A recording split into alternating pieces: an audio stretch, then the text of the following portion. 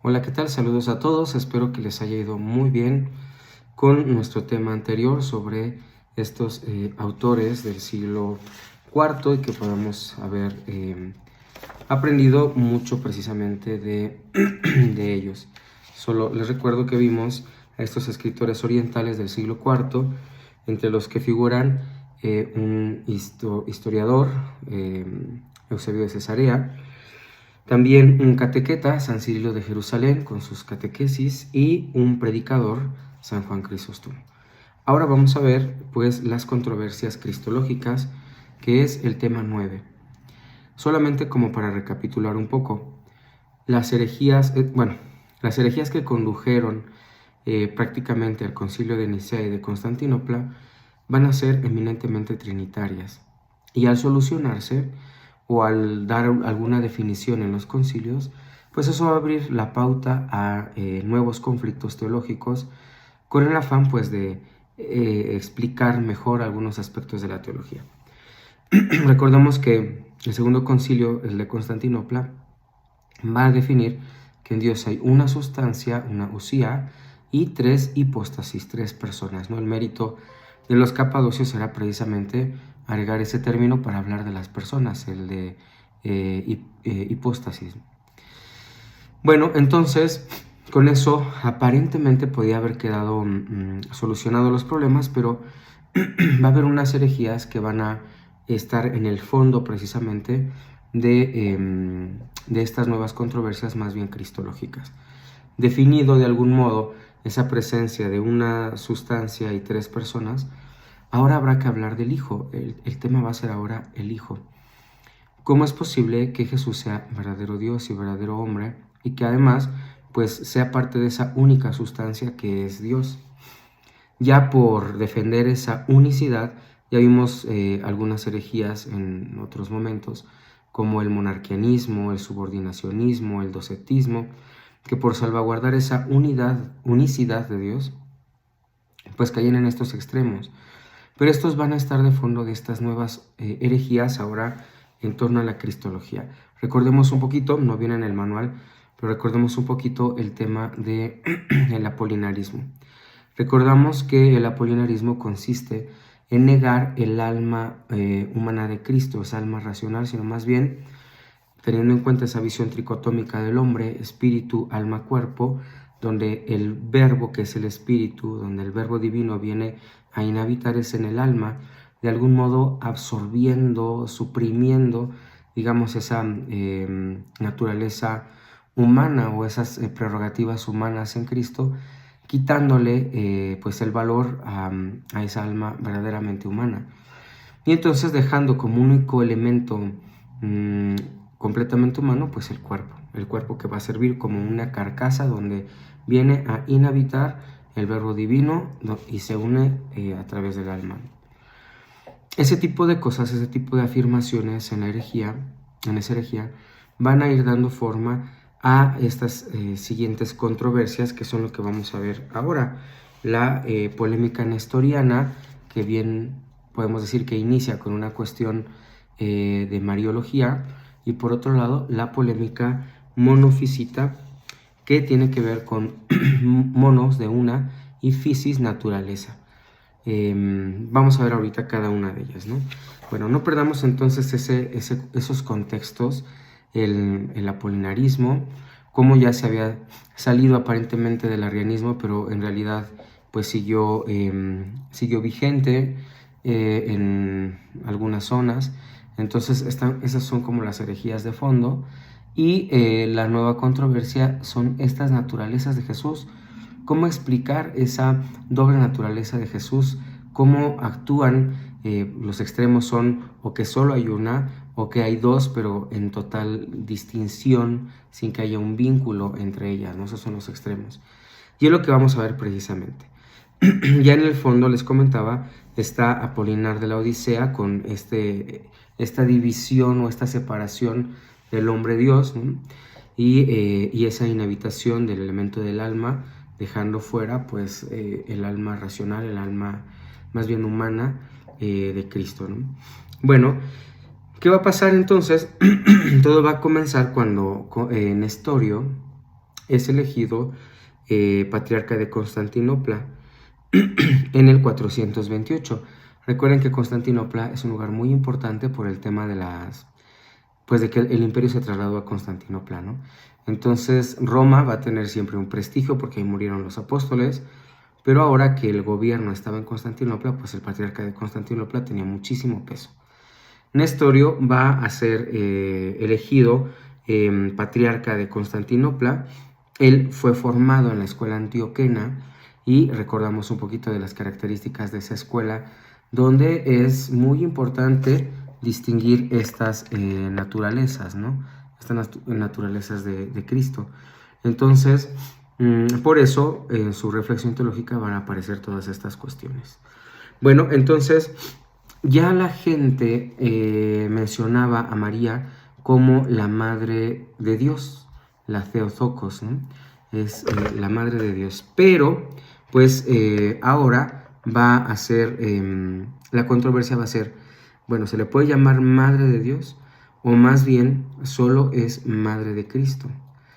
En la mentalidad de Nestorio, que distingue perfectamente estas dos naturalezas, pero que el conflicto es que no hay cómo hablar de una relación entre ellas, en su mentalidad es natural afirmar que solo es madre de Cristo, no madre de Dios. Vamos a ver un poco más esto. ¿Qué es lo que pasa? Bueno, cuando nosotros pensamos en estas funciones como de la maternidad, digamos que biológicamente o cronológicamente pensamos en que es anterior, es más grande y es más importante quien engendra que lo engendrado. A Nestorio pues le saltaba decir que María era la Madre de Dios porque se le ponía por un nivel superior, ¿no? Visto desde esa perspectiva, pues es lógico lo que Nestorio pugnaba. Solo es Madre de Cristo, y hay que aclarar que solo es Madre de Cristo porque si afirmamos que es Madre de Dios, entonces estaría en un nivel superior que Dios mismo, ¿no? Pero hay que tener cuidado porque cuando se ve desde esa perspectiva, bueno, puede ser que haya razón. Que haya, lógica en ese discurso, pero no veracidad. ¿Por qué? Porque si hablamos de eso, entonces separamos por completo esas dos naturalezas, humano y divina, en Cristo. Y eso no es de esa manera. De hecho, ese va a ser el punto, ¿no? Como en Cristo las dos naturalezas, la humana y la divina, no se pueden separar, entonces hay que afirmar que María es Madre de Dios, en razón de que Cristo es verdadero Dios y verdadero hombre. No solo es uno u otro, sino que es verdadero Dios y verdadero hombre, y María es Madre de ese verdadero Dios y de ese verdadero hombre. Y por eso será pues afirmada así, como la Theotokos, ¿no? Bueno, va a entrar en pugna precisamente con San Cirilo de Alejandría, quien va a defender el término, pues, madre de Dios. ¿Qué va a pasar? Que San Cirilo de Alejandría se da cuenta de esta predicación equivocada de Nestorio, y entonces apela a Roma para poder convocar un concilio ecuménico, que será el tercer concilio, que ahora será en Éfeso. Recuerden que es un lugar muy importante, en razón de que la tradición pues menciona ahí una presencia muy especial de la Virgen María, ¿no? Bueno, el concilio de Éfeso pues va a condenar a Nestorio en el 431 y va a afirmar que María es la Madre de Dios porque en Cristo hay es una sola persona, verdadero Dios, verdadero hombre. Y luego entonces, como Cristo es uno solo, pues la Virgen María es Madre de Dios, ¿no? Bueno, entonces, sin embargo, la posición de Nestorio fue apoyada por otros autores antioquenos, como Juan, obispo de Antioquía, Teodoreto, obispo de Ciro. Sin embargo, en el 433-434, habiendo pasado unos años después del concilio de Éfeso, viene un tiempo de reconciliación. Juan termina aceptando la condena de Nestorio y firma una profesión de fe, probablemente redactada por el mismo Teodoreto de Ciro, aceptada también por San Cirilo de Alejandría. Más tarde, cuando surgió la herejía monofisita, Teodoreto va a luchar contra ella precisamente, por lo cual va a ser condenado al destierro. Y esto pues se va a solucionar hasta el concilio de Calcedonia del 451, que será precisamente el cuarto concilio ecuménico, donde tenga que ver fuertemente pues San León Magno. Entonces vamos ubicando. Está Nestorio y contrarrestando esa doctrina, Cirilo de Alejandría, y luego viene el monofisismo representado por Eutiques, y contrarrestando el monofisismo, San León Magno con el Tomus ad Flavianum. Digamos que este es como el esquema general, y ahora vamos a ver desarrollado esto. Antes, el concilio de Éfeso fue realizado pues también de una manera apresurada. Se cuenta que Nestorio llega tarde al concilio, pero no porque quiera llegar tarde, sino porque se adelantan en el concilio, pues, precisamente para condenar a Nestorio. Cirilo astutamente pues hace el concilio antes, obviamente con adeptos del mismo Cirilo, y entonces pues todos están de acuerdo, y cuando llega Nestorio pues prácticamente llegó a recibir su condena. En lo personal, es mi opinión personal, yo creo que la noción de Nestorio no estaba mal. Había que aclarar eso porque a veces creo que podemos generar ese dualismo, ¿no? El Padre de Cristo, y María, la Madre de Cristo, como si fuera, no sé, algo dual, ¿no? Hay que aclarar eso, y yo creo que tal vez la parte de Nestorio tal vez iba por ahí, ¿no? Pero es mi muy particular punto de vista, el querer aclarar en razón de qué se le puede llamar a María Madre de Dios y cómo habría que entender esa expresión tan fuerte, ¿no? ¿Por qué es llamada de esa manera? Y hasta qué punto podemos estirar ese término, y siempre en relación cristológica, porque no habría otra manera de explicar esa afirmación si no es esa doble naturaleza de Cristo. Bueno, entonces, ¿qué pasa con Eutiques, no? Una consecuencia de la controversia nestoriana va a ser el monofisismo, que se va a propagar gracias a Eutiques, nuevamente un monje de Constantinopla, que no estaba de acuerdo con la postura indulgente de San Cirilo cuando logró el acuerdo con los antioquenos, que ya mencionaba hace un rato. Eutiques sostuvo que en Cristo las dos naturalezas se fundían de tal modo que daban lugar a una sola, por eso el monophysis, una sola naturaleza. Eutiques fue condenado por el patriarca de Constantinopla, Flaviano, pero encontró el apoyo del patriarca de Alejandría, Dioscoro, y el emperador Teodosio II. Con el apoyo del emperador se convocó un concilio ilegal en Éfeso en el 439, el famoso Latrocinio de Éfeso, que aprobó la doctrina eutiquiana y depuso a Teodoreto de Ciro, su gran opositor. Sin embargo, el Papa San León Magno va a anular las decisiones de ese concilio de Éfeso del 439, va a reponer a Teodoreto y escribe el famosísimo Tomus ad Flavianum, el Tomo a Flaviano, que es una carta dogmática dirigida al patriarca Flaviano de Constantinopla, que solucionó en realidad el conflicto y que va a ser la resolución del concilio de Calcedonia del 451, dando precisamente una fórmula cristológica basada en los textos de San León Magno, de San Cirilo y Juan de Antioquía. De este modo queda fundamentada la doctrina cristológica. Digamos que será una solución en ese momento el concilio de Calcedonia, que va a terminar diciendo esto: Cristo es perfecto Dios y perfecto hombre, con dos naturalezas perfectas, la divina y la humana, unidas sin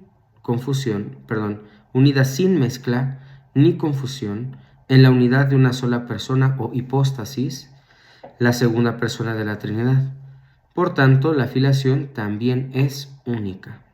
Y entonces quedaba así fijada la doctrina cristológica con el concilio de Constantinopla, pero prácticamente pues con la resolución de San León Magno en el Tomus ad Flavianum. Vamos a ver un poco de estos dos autores, San Cirilo de Alejandría y San León Magno. A Cirilo de Alejandría lo vamos a recordar pues por ese triunfo precisamente de su doctrina frente al nestorianismo. Pero bueno, ¿quién es precisamente Cirilo de Alejandría. Van a ser entre el 375 y el 380. En Alejandría va a acompañar a su tío Teófilo de Alejandría a ese concilio que se convoca en Constantinopla para deponer a Juan Crisóstomo. Y bueno, con eso pues afirmando el triunfo de Alejandría sobre Constantinopla. Cuando muere su tío Teófilo, será él quien lo suceda en la sede de Alejandría en el año 412 y la va a gobernar durante 32 larguísimos años. Tenía dotes de buen gobernante, pero se mostraba muy severo con los paganos, judíos y herejes. En el 417 al 418 compuso la ruptura de comunión con la iglesia de Constantinopla, que presidía desde la posición del Crisóstomo, ¿no? Que persistía, perdón, desde la deposición de Juan Crisóstomo.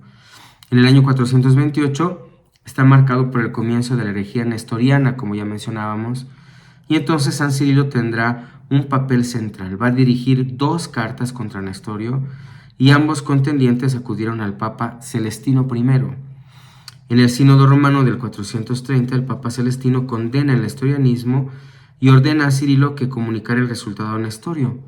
Cirilo envió a Nestorio la carta del Papa y adjuntó una profesión de fe aprobada en Alejandría y 12 anatematismos que debían ser acatados. Nestorio, apoyado por el emperador y los antioquenos, no quiso aceptar. Entonces, para evitar la ruptura, se convoca el concilio de Éfeso, pero bueno, ya les mencionaba un poquito, como eso también va a quedar con algunos conflictos, ¿no? Como les decía, primero llegaron Nestorio con 16 obispos suyos, luego San Cirilo con 50 egipcios y otros. Juan de Antioquía con los suyos no llegaba todavía, como tampoco llegaban los legados pontificios. En esta circunstancia, San Cirilo dio comienzo al concilio, que en la primera sesión proclamó la decisión ya dada por el Papa y condenó a Nestorio.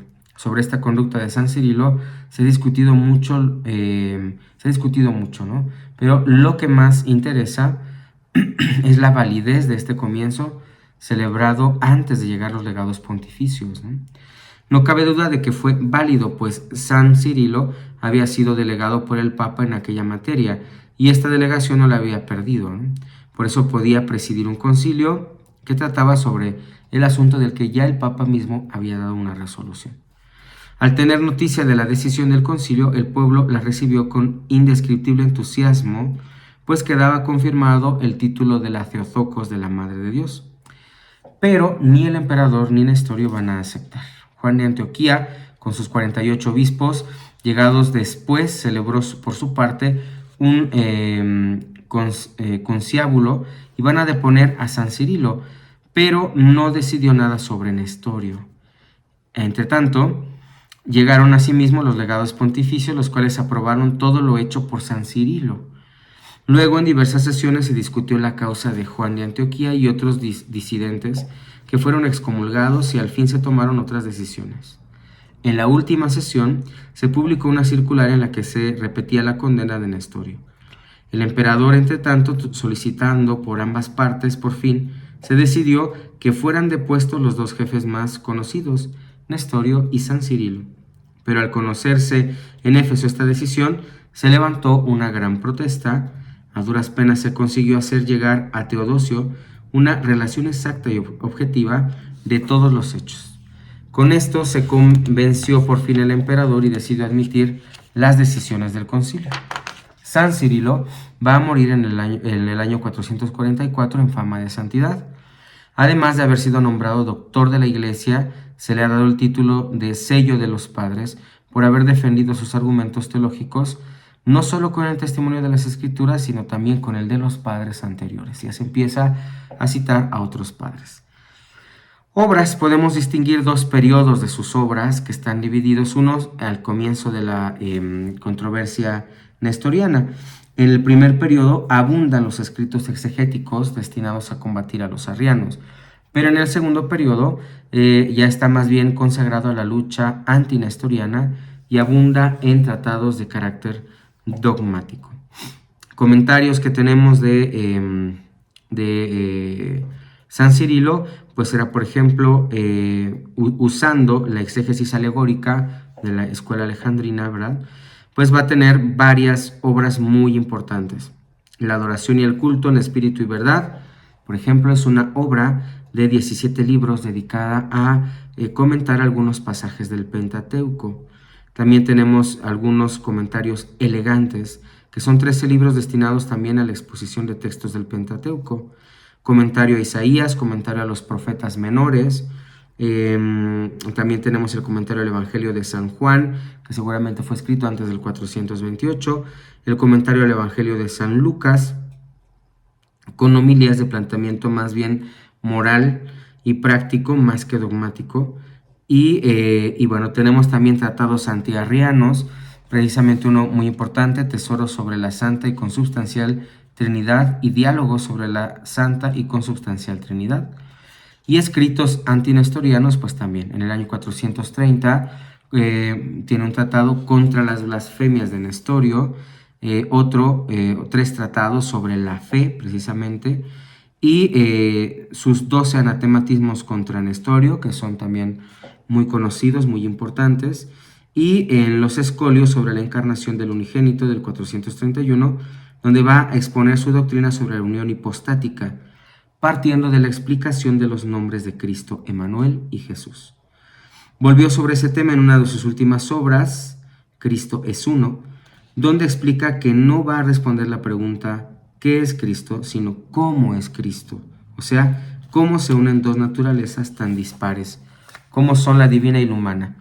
Está escrito, parece más bien, dirigidos a Teodoro de Mopsuestia, al que considera verdadero padre del nestorianismo, que al mismo incluso Nestorio, ¿no? Su obra más tardía es contra el emperador Juliano, escrita en el 433, donde responde a los paganos contra la fe que habían llevado a cabo junto con este emperador apóstata pues estas acciones pues de regresar al paganismo. Y también tenemos sermones y cartas, por ejemplo, homilías diversas, homilías pascuales y festales, la llamada epístola dogmática, ¿no? Ya que ese texto fue recogido en el concilio de Éfeso. En la carta 39, dirigida a Juan de Antioquía, se contiene la fórmula de unión que aprobaron las dos partes. Bueno, respecto de su cristología, pues hay aspectos muy importantes, ¿no?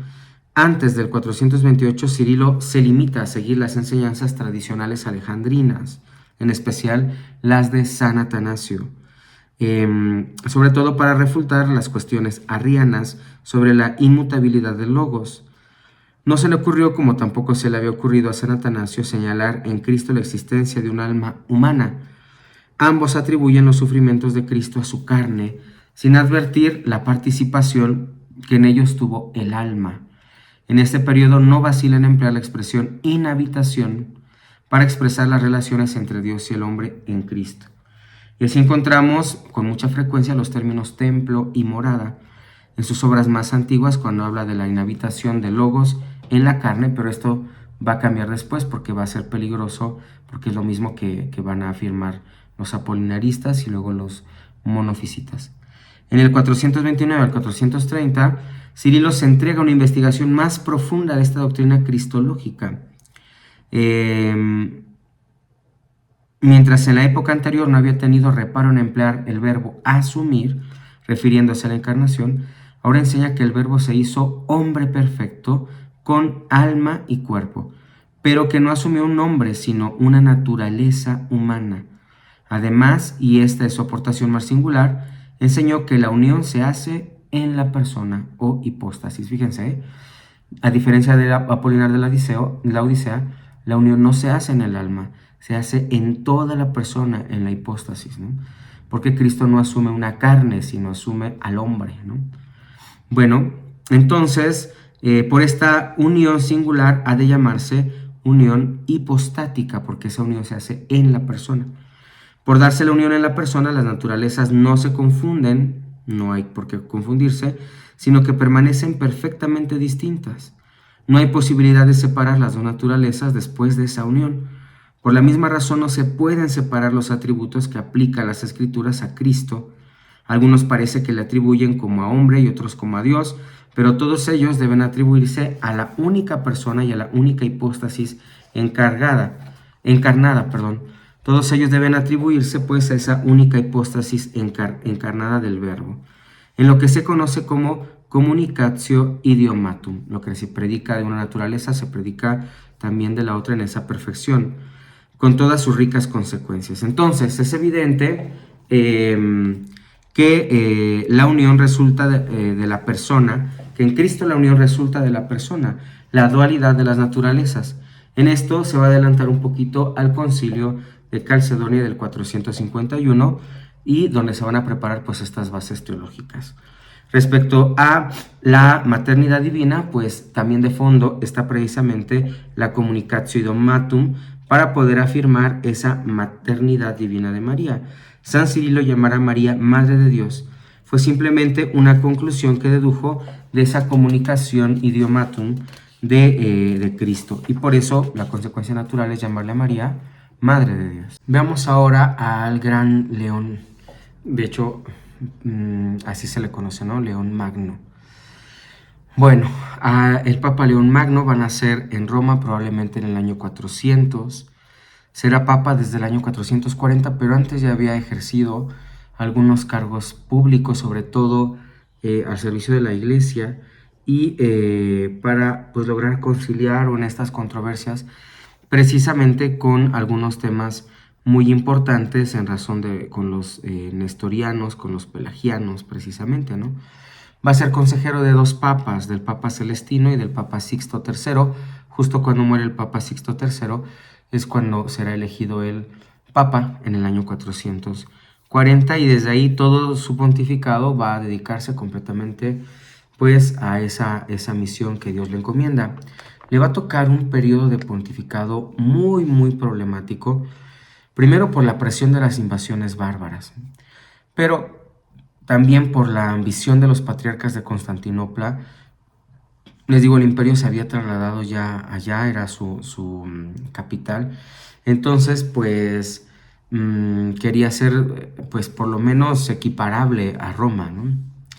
De hecho, uno de los cánones del concilio de Calcedonia, el canon me parece 28, afirmaba la pues, importancia de la sede de Constantinopla por encima de todas las sedes orientales, y bueno, el Papa no va a firmar ese canon, ¿no? Ese canon no, pues porque trata de salvaguardar la unidad precisamente a través del sucesor de Pedro y de la iglesia de Roma, ¿no? Es el vínculo de unidad entre todas las iglesias.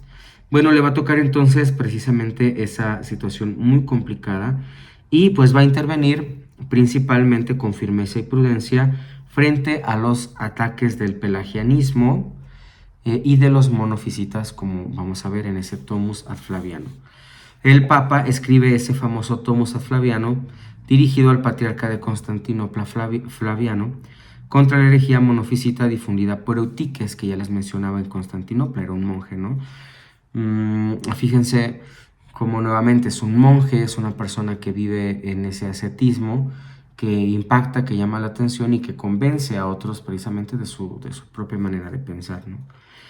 Y entonces en ese Tomus ad Flaviano expone maravillosamente esa doble naturaleza de Cristo, que ya les mencionaba la definición del concilio de Calcedonia del 451, de esas dos naturalezas, ¿no? Y entonces define hermosamente la doble naturaleza de Cristo y en la unidad de personas son esa communicatio idiomatum, ¿no? Bueno, eso va a terminar con la condena del monofisismo. También les decía, va a firmar todos los demás cánones del concilio, excepto el canon 28, que hablaba de esta situación con Constantinopla. Del Papa León, además, conocemos 96 homilías pronunciadas en diversas festividades litúrgicas.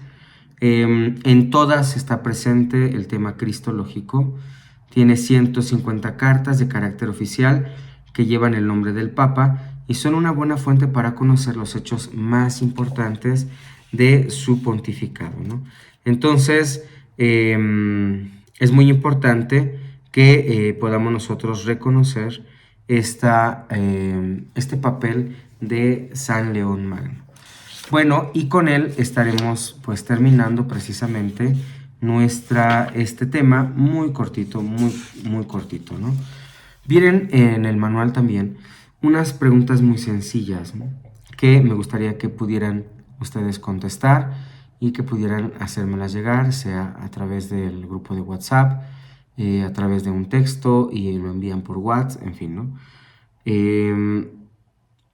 Bueno, hoy ya si no veré el modo de también hacérselos más fácil para hacérmelo llegar. Vienen ahí algunas preguntas. La primera explica la polémica nestoriana, que espero que la podamos definir fácilmente en razón de esas dos naturalezas de Jesús, pero lo complicado de explicar la unión de estas dos naturalezas. La polémica monofisita, en qué consiste, cuál es el contenido del Tomus ad Flaviano, que acabamos de ver, y quién es el autor. ¿Cómo explica San Cirilo de Alejandría la unión hipostática? Recuerden que él dice que esta unión no se da en el alma, como decía Apolinar, sino que se da en la hipóstasis, en toda la persona, ¿no? Señala los principales hechos de la vida de San Cirilo de Alejandría.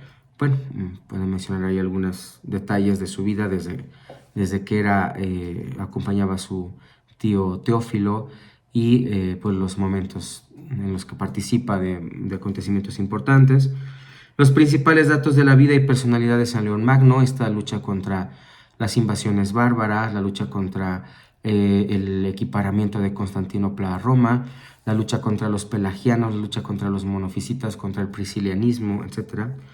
Luego, ¿cuáles son las principales obras antinestorianas de San Cirilo de Alejandría? Que precisamente pues acabamos de mencionar hace un momentito, precisamente para tenerlas ahí muy frescas, que es contra las blasfemias de Nestorio, tratados sobre la fe y 12 anatematismos contra Nestorio, y los escolios sobre la encarnación del unigénito, Cristo es uno, y bueno, estos ya no tanto en ese ámbito, pero podríamos mencionar contra el emperador Juliano y contra los Galileos. Y bueno, son esas 7 preguntas que ojalá podamos ir respondiendo.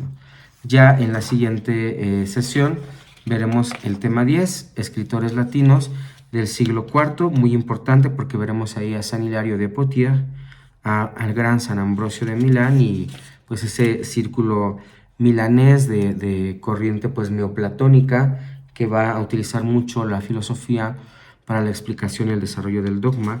San Jerónimo de Estridón, muy importante, y esto nos va a ir apuntando ya para ir cerrando nuestro curso con el tema 11, que será San Agustín.